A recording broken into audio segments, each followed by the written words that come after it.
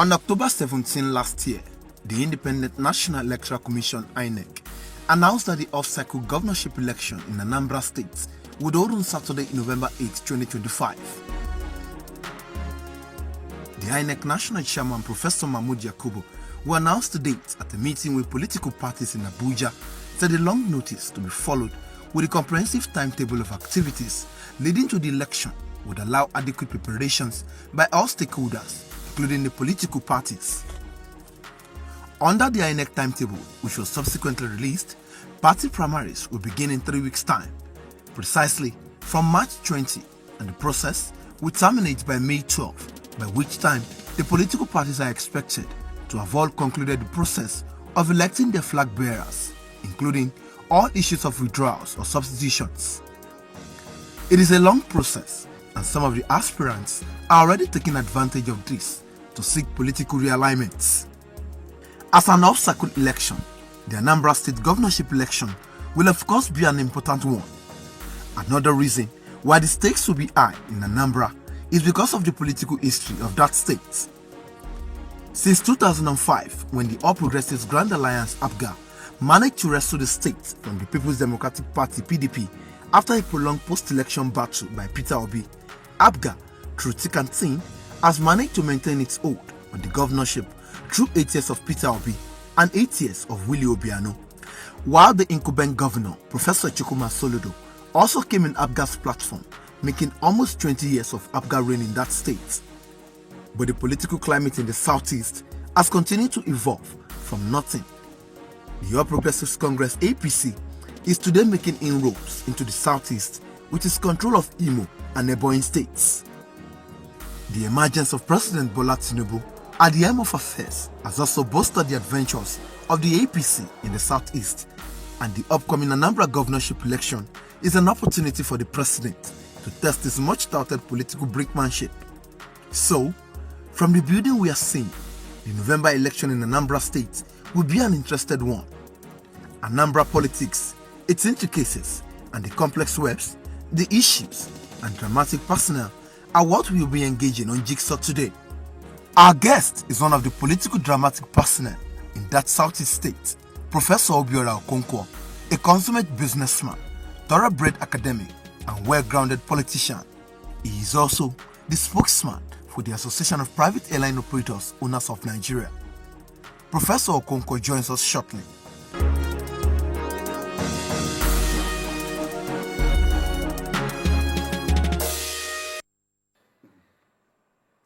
A very warm welcome to you to the program, Jigsaw. My name is Gbenga, Aruleba, and of course, the prologue there already set the template for what we are going to be doing for the next 55 minutes.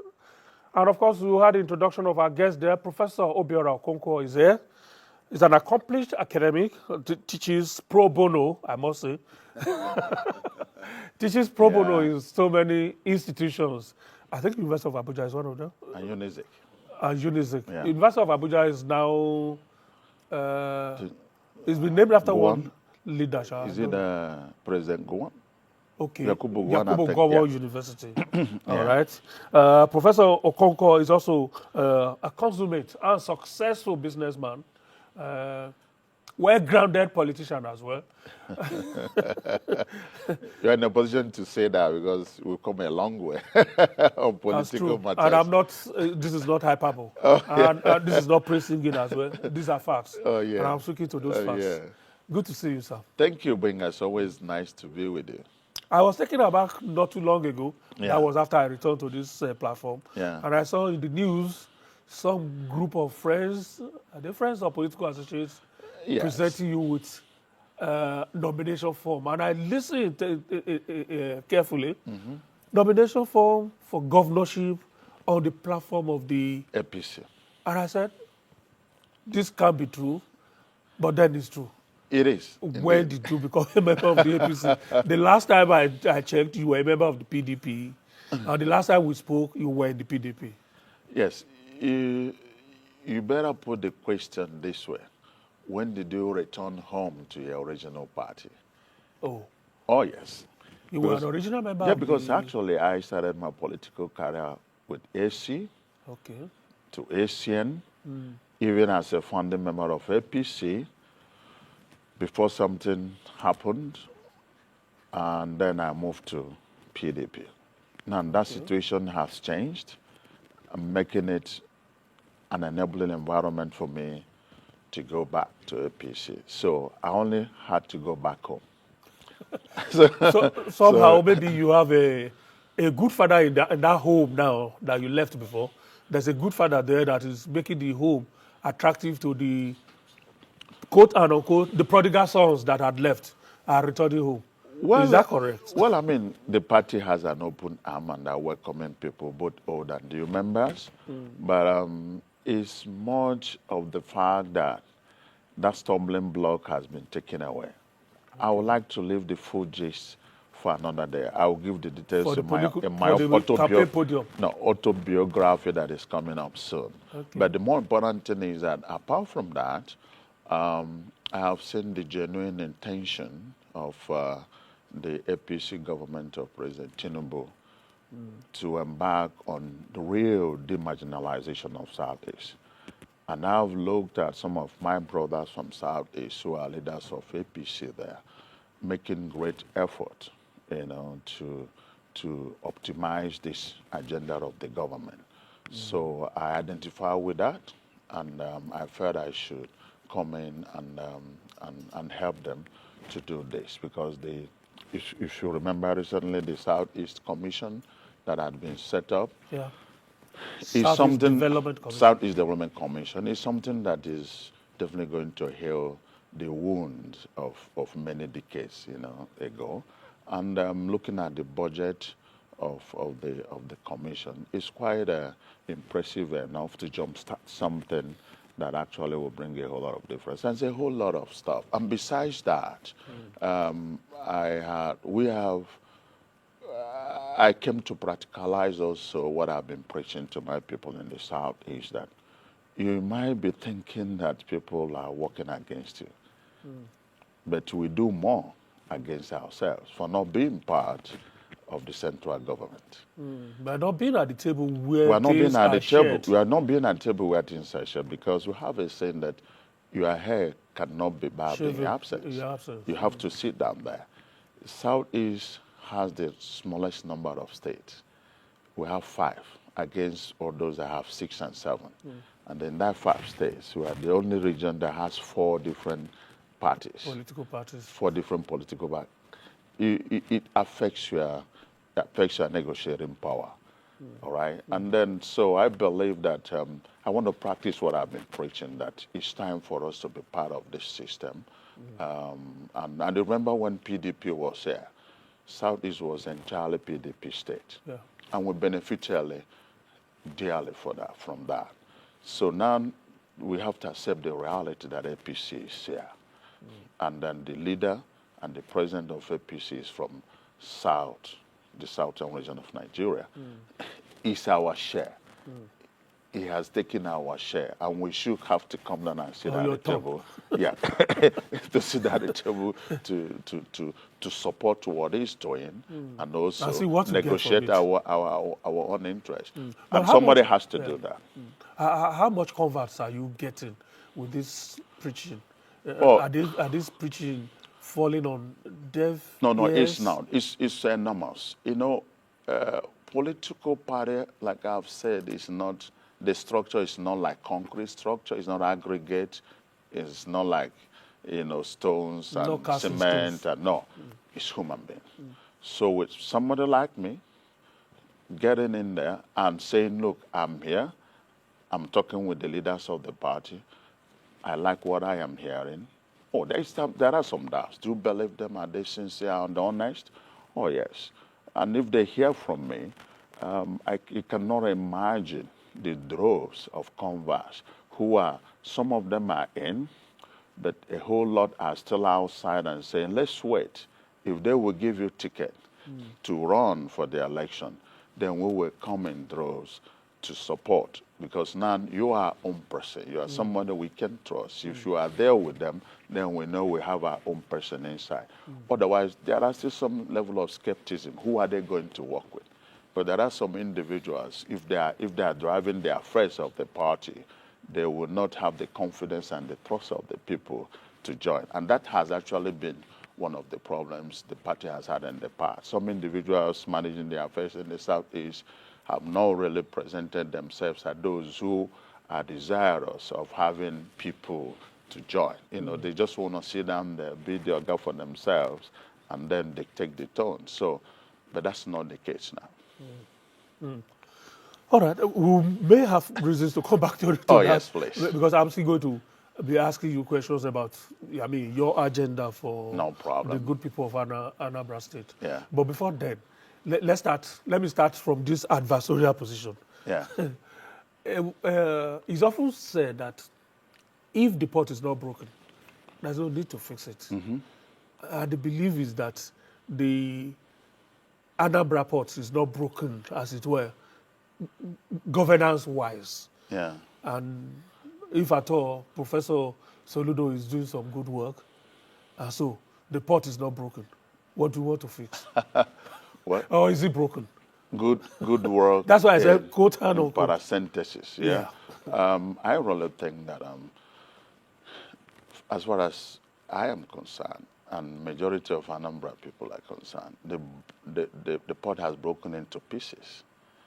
Oh, yes. You know, Anambra is a state where you have great achievers, elites, well exposed, have great standard of life. And obviously, Soludo is one of our sons in whom we are well pleased. For the background he had, for what we knew about him, somebody like me personally, when I was robbed my ticket in PDP, every other thing you saw me doing in those days was just to create the way for him to come in, because we thought, based on agreement I had with him, because he had taken the initiative to approach me at the peak of the campaign when I was holding sway to say, look, I've seen where things are going. If you get it, I pledge my support. But if not, let's work together. So it's in that spirit. But eventually, having been there, no doubt he's trying his best. I remember when I was in your program, 5 months into the administration, that asked me to assess him.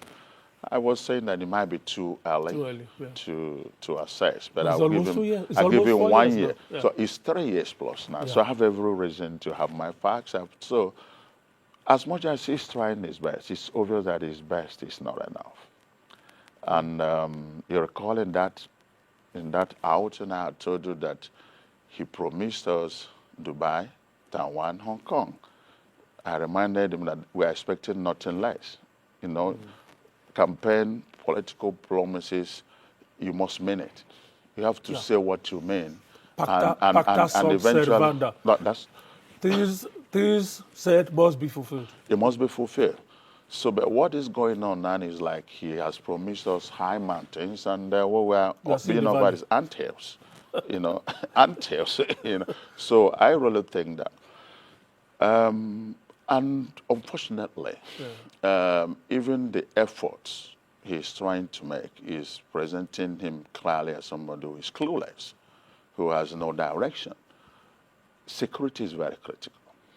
He lost it. You know, there is insecurity in many parts of the world, no doubt about that. But the thing is that if there is a security concern, government must show seriousness to deal with it.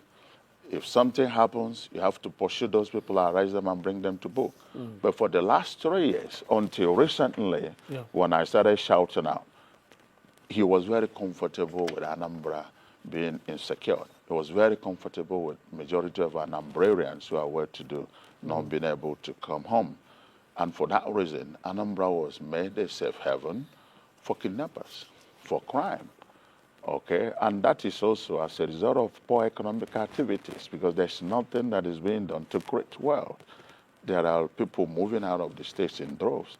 And the little poor residents who are left behind, driving Okada, buses, and all those petty businesses, are being inundated every day with a very aggressive way of revenue collection, with sticks, with everything.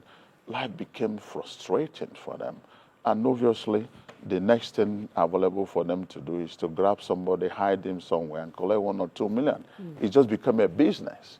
So for them, it was an alternative to survive. And nobody has been spared in all of this. The case of a member of the State House of Assembly. It's unbelievable. So people now became, people were living in fear. You recall that the sit-at-home thing in Anambra is the only state in the southeast that still observes sit-at-home. Governors that came in 1 year, 1.5 years after solved in Enugu was solved in 3 months. Today in Anambra, sit-at-home is still there. Every Monday. Every Monday. It's like becoming impossible to be there with. Why? Okay, and then it has become a life of trauma, pain, and agony. There's no community in Anambra State that has not lost their loved ones from one kidnapping case or armed robbery or the other. All right. So I really think that without that, you cannot make any progress. Okay. And besides that, as a governor, you are not able to liaise and relate with all the stakeholders in the state who have wanting to offer. Was that why he was not able to solve this problem? Because it was not until just a few months ago, in fact, it's not up to months, just a couple of weeks ago, that the governor just came up with this operation Udogachi. Well, I really think even that itself, that came up in his reaction to my criticisms. I started calling him out. He came up, quickly went to the state assembly, quickly went in less than 24 hours, got a security law and named it Operation Udogachi, which I called Operation Soludo Gachi. It's a campaign platform for him. It's not meant to. It's not meant to cover insecurity in Anambra. Say, there are those people who will make sure their political enemies are terrorized and chased out of town. And obviously, 1-2 weeks after they set up, there are already cries of women who don't wear bra or women who don't wear underwear. That's how not to fight crime. Or traditional worshippers, I saw one this morning. They were raiding the shrine of one Ezebo. Can you imagine, compared to the neighboring state in Enugu, the security effort of the governor, you see modern technological equipment, you see control centers, you see AI technology deployed to chase, and this guy is demolishing shrines. Oh, Jesus Christ. I think perhaps you never can say. Maybe the governor is just the highest level of... Probably is in possession of security reports indicating that these shrines too are also hideouts for criminals and all of that. It could be, but should that be the job of the governor? Somebody else should look. For me, these things, many communities have on their own taken care of these things. I am from Ogidi, for instance. We've had that concern about 2 years ago. I just had to call those who are responsible for that, the indiches, the custodians of the tradition, and say, I've had a complaint that we have some people who are hiding under this to commit some crimes and attract criminals to do juju for them. I want you to organize yourself. Let me know what you're required to fish them out. A meeting I had in my place and small provision I made for them, in 2 weeks, they cleansed the whole place and those guys had to leave town. What has government got to do with it? So this Udogachi is not anchored on the people. No, Udogachi is just... and it's not grassroots? Well, it could be grassroots, but this, have you not had the cases of innocent people being killed? Enemies and other people being chased after? It is not the governor to be issuing orders to traditional worshippers as if he's the chief priest. That should be left for the chief priest. So he's better call His Excellency the chief priest, because now he discusses the affairs of traditional rulers. There are people. So security-wise, Anambra is broken. It's broken, and you see, where are in all of this thing? When you talk about his effort in security, you can talk about Udogachi. Where are the state actors? Where are the police? Where are the DSS? Where are the army? in that state. They are not being featured.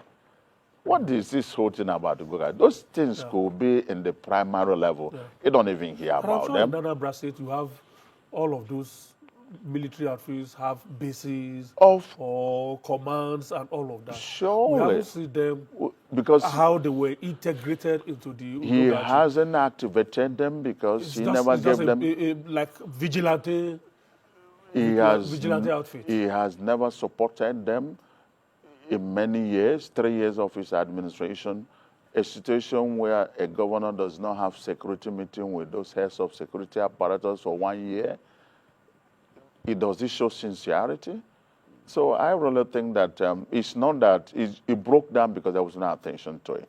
And besides, he has over 2 billion naira in security funds, and I can tell he doesn't spend more than 15 million on anything. There's no single police station in Anambra State that has received even second-hand tire or second-hand walkie-talkie from the governor for the last 3 years. That's the effect on the people and their lives is terrible. Our street is destroyed. The economy is in shambles. Nothing is going on. Anambra is more or less the gateway to the southeast, isn't it? Particularly from the southwest and part of the south-south. Anambra is the gateway to the south. It is. It remains so. It remains so, really. I still believe the potentials are there. But Soludo has no clue on how to get it done. So that's why you can agree with me that the port has been broken into pieces, and we wouldn't just stand by and see him think that it's a better right to have a second tenure, because it can only come if you do it right. Come to think of it, Anambra was the first state that stopped a governor from the first tenure. From going to second. 2003 was Mbadanju. What was Mbadanju's crime? It was minor crime compared to what we're seeing now, because students, pupils were at home for 1 year, and pensioners were not receiving their pension. That was his only crime. And Anambra people then, more active, wiser, gathered and made sure he did not come for second term, because you deserve second term only if you have done well in the first term. But today, it's a combination of worse things. Many lives have been lost. And I'm telling people, and our economy is in shambles. Okay, because I'm telling people that... If Professor Soludo has not performed well security-wise, certainly there must be some areas where he should have demonstrated his core competence as a former CBN governor and a renowned professor of economics. Well, yes, he is.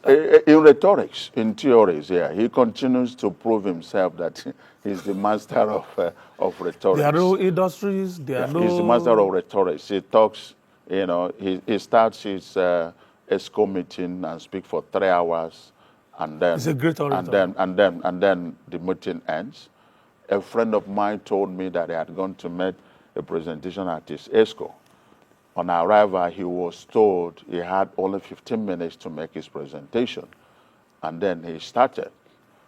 7 minutes into the presentation, Soludo took over his presentation and spoke for 2 hours, presenting his presentation to show that this is typical of what we get.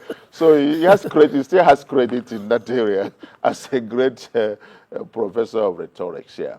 Otherwise, there's nothing else we can get. If you look at, in the last 3 years of his administration, the projects he had commissioned were the ones, pioneered or completed by indigents. We build roads, we build health centers. He hasn't commissioned one. So in the areas of road, nothing has significantly changed from what the professor met? You see, because that's one area too where Anambra had been having problems from successive regime. Anambra, with Ngige's regime, we pretty much started enjoying some road facilities. Subsequent governors has taken. Who took over from Ngige? Peter took over from Ngige, Obiora. I mean, there was some steady growth from there. And obviously, this governor, the current governor, is trying his best. But man shall not live by road alone. You need more than road in a state The of roads that should nature. lead somewhere. Oh, should yes. either lead to a very big industrial complex. But if you have the best by an roads and agency. flyovers, but you don't even have people to drive in there, people I hear don't it's go to building Anambra. one. Is it in is it Ekulobia area? Yeah. Okay. So, but people don't go home anymore with their luxurious cars because they're afraid. You know, they just have to disguise themselves to move around. So, Unless you have battalions of soldiers to follow it can you never. Anambra is not a state that you know that you can say don't have roads. So, if you're a governor today, you cannot count road as a great achievement. You have passed that stage when you say you show us that we can actually drive around. You know, we need a vibrant economy. The social life is dead. People run home by 6 o'clock. By now, as you may have known, we're doing what was considered in the past as a taboo. We do traditional marriages in cities outside Anambra State. Even sometimes, which was a taboo? Even sometimes in Enugu or Asaba, just for security, traditional marriage, weddings, even burial ceremonies. People secretly during Soludo's era secretly go and bury their dead in their village and then do ceremony in Enugu or Asaba. I mean, you can't just imagine. It's not like exaggeration. These things are there. And you just, it's so much a thing that must not be must not be forgiven. Yeah, because this issue links the other issues of development and governance. Let me pointedly ask you then, what will you do differently on the issue of security? You see, without necessarily giving your points to your opponents. You don't give details of it. Yeah. What we do is what I do now. Okay. Because we are all involved in our own areas of domain of control. It is on record that in my community, Ogidi, when this insecurity came to a peak, I stepped in and dealt with it. Issue of security have to be decisive. You have to work with the right people. You have to know the good, the bad, and the ugly. All right? And it has to be with a stick and carrot. Yeah. You have to provide alternatives to those people. I will tell you a story. Sometime in my community, within 3 months, 30 people, 40 people were killed. Cold war. That's people went on exile in my community. Obviously, for you to be able to provide, I have to understand what the root problems are. And you must have to present yourself to those people as someone they can trust. Yeah. So it was the third time we're having such a situation.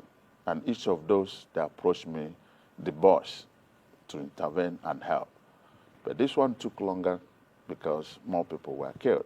Cut long story short, the groups were moved to Abuja at my own expenses. Negotiated, they believed me, they trusted me. I solved all the problems. Spent money where money has to be spent. Gave people who had no job. So the first and foremost thing is that you need to know that security is very important. You have to prioritize it. You have to put huge resources in it. And then you have to deploy everything that is necessary, both material and equipment. And besides that, my core business and engagement is actually security. But it's not what you might be looking at me as a United Nigeria Airline. I'm wondering. I am part of the security architecture of the entire nation. Oh, yes, I am. But I don't want to say more than that. We are ready to help. We had offered some help at the beginning. Okay. But at the end of the day, it became obvious to us that he just liked it the way it was. You recall when our great brother, may he so rest in peace, Ifeanyoba, came up with his own, within his own area. Instead of appreciating that, opening up his hands to embrace it, he started attacking it and doing everything possible to stop it because it said it was political move. How can any attempt to save life be a political move? So you have to gather people. We have enough personnel of state actors in Anambra State to cope the security. You need to engage them. You need to provide what they need. And then all these other local vigilantes should be providing the primary security network. But the tertiary, the secondary and tertiary, it's enough to do that. It has been done in the past. The only one single thing that brought Obiora back in second term, and all of us said, if for nothing, security. That was it, because he was involved personally. There would be no security incident in Anambra State. He will not sit face to face with the victim and the brave. He would lead those people. There's security meeting every day. It's just to deploy. We have great men and women who are well trained. Now the question is, these guys you are parading under Odogachi, who trained them? What are their criteria? Yeah. The only thing I just succeeded is to create worst crisis that will eventually manifest itself, because he's paying them recently some peanuts, which is not enough. That's why they're already engaging in some other activities. Yeah. Besides that, when he loses this election, which I'm sure he will lose, those guys might not be retained or sustained by him, and then they will use whatever they're doing to become another issue. But unfortunately, with me, that will not happen. But I just pray that if at all, even it comes second tenor, he will dump them. It has happened in other states. You remember, that was the beginning of Boko Haram in Maiduguri. Yeah. Those were the nature of the political election. You remember those in Enugu State. Yeah. Even the Niger Delta crisis started from that, from history. I'm not saying that. You know the history. Yeah, boys who were brought to Abuja. And then they came to Abuja, saw good roads, saw bridges. Is that evil foundation that Solo is leading for Anambra State? But God will help us. Let me summarize it for you, because we need to go on a break. Yeah. You will be the chief security officer in words and in action. Every minute and every second of the day. All right, we'll go on a quick break. We'll be right back. To Nigeria's democratic process. Politicians can only be seen maybe on television by judges. They should not intermingle, because once you intermingle, then you destroy the systems. When the personalities are big, important to national discourse. When you reach certain stage in power and you demonstrate arrogance to the extreme, there's no other thing that will happen to you other than to fall. When the developments are seemingly complex, confounding like a 1,000-piece jigsaw, that's when we require bold, sound, and analytical minds to help put the pieces together. Jigsaw with Gbenga Aruleba, now showing Tuesdays and Thursdays at 1 p.m. on AIT. Jigsaw, demystifying the issues. Sir? In 2 days a week now. Yeah. All right, we're back. It's good to be back, Gbenga. Thank you, sir. Thank you, Prof. Okay, let's try to coast home on this way now. First, the APC is not a particularly popular party in Anambra State, because one party, I know so many of your colleagues, politicians in Anambra State that had contested before, either on the platform of the ACN or the AC. I know Senator Oba was contested on the platform of the AC. Ifeanyi Oba? No. Senator Andy Oba. Oh, yeah, correct. And who else is from Anambra? There's governorship? No, not there's apart from former Governor Chris Ngige that had contested elections. Governorship? Yeah. Tony Nwoye did. Tony Nwoye, yes. Okay. Yeah. Is on the platform of the APC now. He did APC, PDP, yeah. And is he on the platform of the APC now as senator or PDP? No, Labour Party. Labour Party. Mm-hmm. So the point I'm trying to make is that the APC, particularly in Anambra State, has not found its footing. We've had people in the APC who had left. Is Chief Mogali not from Anambra State? Yes, he is. And he has left the APC. Yeah. Yes. So how to see this as an obstacle that you need to clear? Yes. Before now, you are correct. And it has to do with the leadership that was there. The people today, with somebody like me and a whole lot of others coming in, and with the great work my late friend Ifeanyi Ubah did with APC, he has gone to the grassroots. And more importantly, for the bad governance people are experiencing from Abga and Soludo, that will be the push factor they to the are APC. now anxious to see a change. So, as a matter of fact, with the problem that PDP is having and Labour Party, 90% of Anambrarians want a change. They want Soludo to go. They're tired of him and this one-state government. So the only hope they have is looking up to APC for the rescue. But there's this but. It depends on who has the ticket of APC. Okay. So if they have that person they can deal with, that person they can trust, that person they think is the best alternative. This is worthy to the party. That is worthy. Then, like I've always said, political structure is not concrete, just human being. People will move in droves. Like I know it. I know a whole lot of discussions and negotiations that are going on. If I'm able to get the ticket to run for the party, we will collapse 70% of almost all the political parties, including AMGA, including serving members of, including commissioners, all right? And obviously, like I've always said, there's no political party that has enough membership to vote them to victory. You must have to be able to attract people, aggregate, both non-politicians and then, you know, observers. So that's what we're going to do. So it's about who they are following. So it's no more than the politics of party. They're not just looking at the party exclusively as a reason to decide, but they're also looking at the individual. Who is that individual? That's what's going to apply here. But besides that, APC also, as a ruling party in Abuja, is coming with its own advantages because they had seen the need to connect to the center.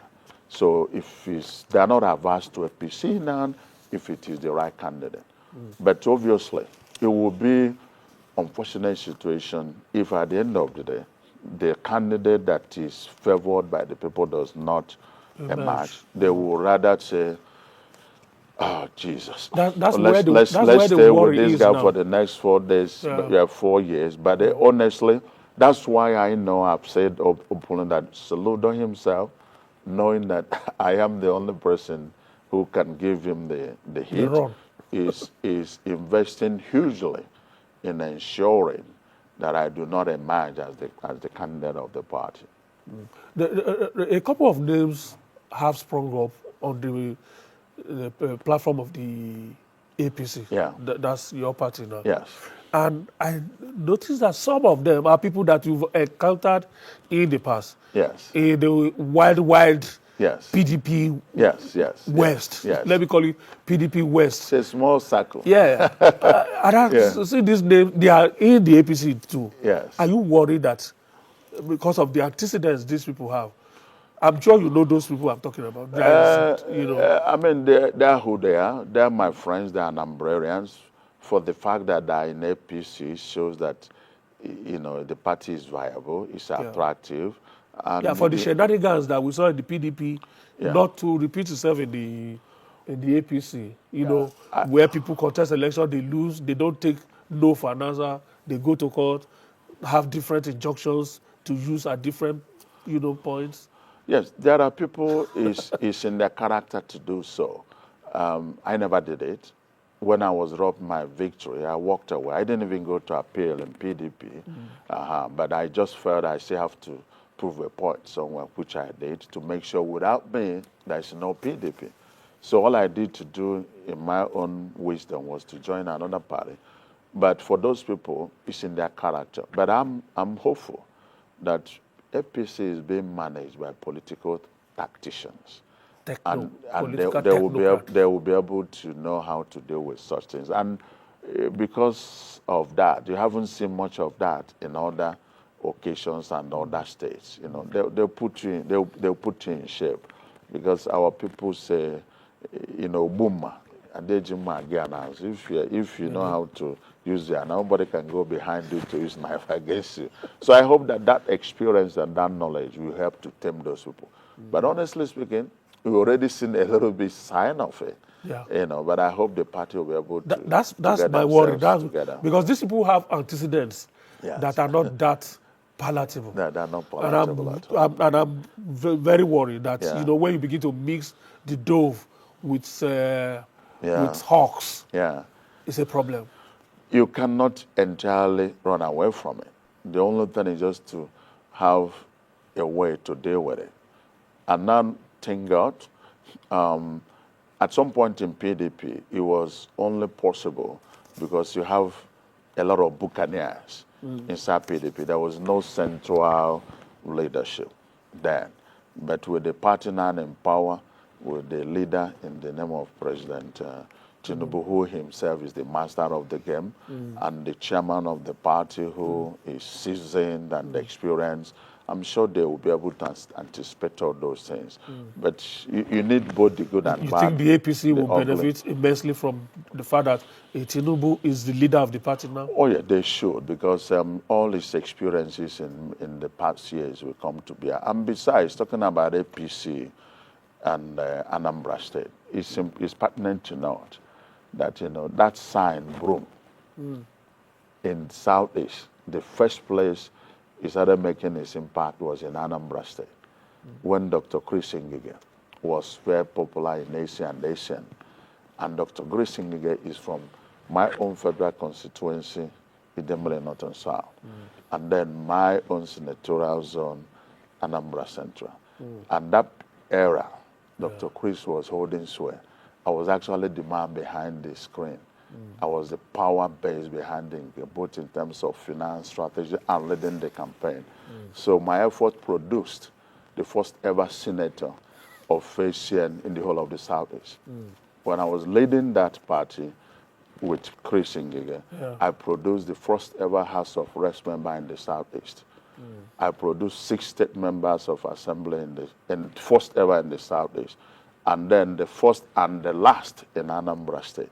Wow. So the base of APC should actually be my constituency. I guess that the members who are in the House are actually on the APC ticket as No, well? there is none. We don't even have a council member, Right now. like, local government or council member in from So APC you are in going to be Anambra building State. from the scratch. Yeah, we have to build that proposal. It's going to be a tough campaign, but that's why my strategy is, if I will get the ticket, to have a movement and a coalition, bring in people and inherit structures. A whole lot of people have indicated interest, but they just want to be sure that coming because it's me. It's not something that we hold if I'm not there. Is this zoning talk in any way affecting you? No. Because the belief is that Soludo is from Central, right? Soludo is from South. South. Yeah. You are also from South. No, I'm from Central. You are from Central. Yeah. And the belief is that is the turn of the South. No, it's the turn of the Central. Okay. So, but Soludo is there, and he already has 4 years. Yeah, but Mbaniju has done 4 years. So if actually there is zoning, to start with, there is no zoning. Take you back to history. So Mbaniju is the last person from your No. We don't believe there is zoning. Okay. We understand the principle of zoning. The principle of zoning is that people will come together and agree who takes what first and who takes next. And when it is turn of one zone, other zones will stay away and keep quiet. Okay. It has never been so. Okay. But assuming there is zoning, without considering it is for each zone to test power. It must not be you have to do 4 years, that 2 tenure. But even if you have to do, as it is today in Anambra State, Peter Obi had done 8 years from Central. Obiora had done 8 years from North. Mbaniju did 4 years from South. Soludo is doing 4 years, completing 4 years from South. Okay. So the next place he should go to should be Central, assuming there is zoning. Yeah. But I believe that the situation we find ourselves today is so mundane, insensitive, and primitive to be talking about zoning. The best hands must emerge. Anambra has to do his best foot forward. We're in crisis. So So that's not the case. And Anambra people understand that. Okay. So anybody you hear shouting zoning, it is those who are working for AMGA, because they will want to believe that if you go south, presumably, then any candidate that comes from south, Soludo being an incumbent, will defeat them. Because people will say this candidate will stay for 8 years, and Soludo will just stay for 4 years. In fact, AMGA had already fine-tuned campaign agenda. 4 is better than 8. Do you understand that? But even at that, this Soludo now who is propagating zoning to south, he ran against Peter Obi in his second tenure. He was the candidate of PDP. Yeah. He ran against Peter Obi in his second tenure. Yeah. The first tenure of Obiora, he ran in AMGA for the ticket. He was disqualified. So he never believed in zoning. So right now that I'm coming from Central, I'm the only candidate in Central from all the political parties. Okay. So it's the fear of me. He's now propagating South.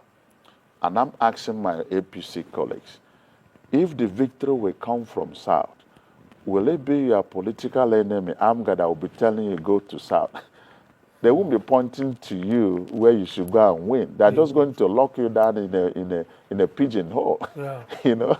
So that's basically what. But I think that APC is smarter than that. Strategically, if they are in South, Soludo is there. Depending on who emerges in Labour Party, we have 7 local governments in Central.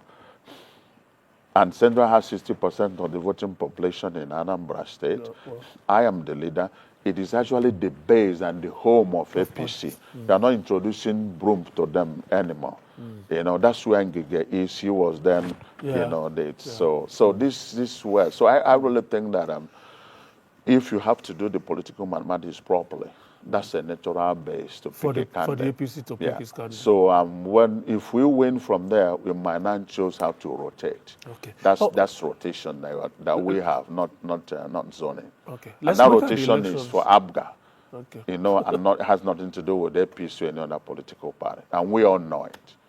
Let's look at the election itself. Yeah. Well, are there things that you think between now and November, when that election will hold, that INEC will need to address in terms of the electoral landscape? You see, for me, for what I know that has been done, especially from the National Assembly angle making law and the INEC creating their guidelines, you almost have a near perfect paper condition to carry out great election. Okay. So it's a matter of how INEC chose to implement it. So there's need for the funding, their budget have been fully funded. The laws are there. Security, of course, it's not INEC's call. That there should be need for a secure environment for the election. No. That's not INEC's Security call. has never been the issue. There are usually adequate security during any election. Believe you me, you don't even move. Even animals don't shake, especially since it's off-season election. They have enough security personnel to move in and calm every situation. But I'm saying it's still INEC's call. It's which way they want to go. Do they want to go by their books? Do they want to go by their guidelines and their rules? So I don't think there is anything new to be done. No new laws. The laws are great. You know, the guidelines are already near perfect. I can tell you that.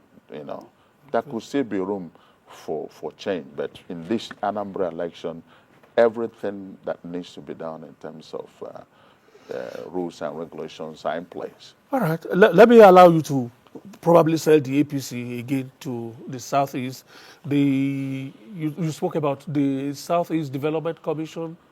Is there more that the APC, and if somebody like you, for instance, becomes a governor, and you get Anambra to be in the bag for the APC, is there more that the party can do for people who believe that Nigeria has not been fair to them, Nigeria is leaving them behind, and you know, they are still suffering for the sins of the Civil War?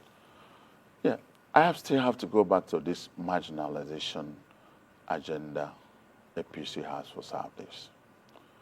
It is great. I've seen it. I've had some close-up discussions with the leaders of APC and the people in government. I have seen genuine and sincere, deep interest in rewriting the wrongs in the Southeast. So, and they're not just saying it, they're already practicalizing it with the Southeast Commission. And there are a whole lot of other things that are already in the table.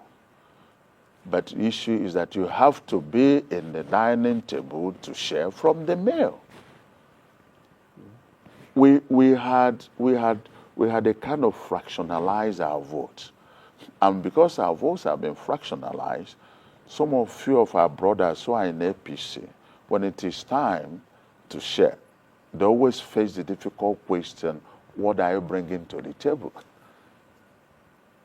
You gave us, then that's why in the case 5%. of Anambra, for instance, this bad day of working with ABGA, who promises 25% for them to be in the state and give the federal government, the APC government, 25% during the federal election. The last election, Soludo made the same promise. He gave less than 1%. But by the way, 25% in every situation is a big failure. Why should a party like ours be going into a state like Anambra State and be targeting 25% and be happy with it? So the best thing is to go to Anambra to win, to displace ABGA with APC and target 90%. If for nothing, 90%, we need to go and score A. So that means Anambra people should realize that there are a whole lot to gain from government in the center. And you can only gain that if you have not only a state with the governor, because with the governor of APC in November 8, then you will go for national election to have senators of APC, House of Reps members of APC, and they will also join their colleagues here with the ruling and majority party to work and get other shares to support what the government of the state will be doing. I agree completely. We have to leave it here. I'm sure we'll still have... Is it just 1 hour? Yes. It looks like 15 minutes. Was that fun? I'm sure we'll have another opportunity to talk. Thank you, Gbenga. Before November, when the election, we definitely will have more opportunities. Pray for me that I will not be robbed this time again. I pray for you. I was being a victim of political robbery. Thank you so much, Prof. I really enjoyed the session with you. Thank you. I appreciate it. You're All right, that's Jigsaw for today. And of course, our guest had been Professor Obiora Okonkwo.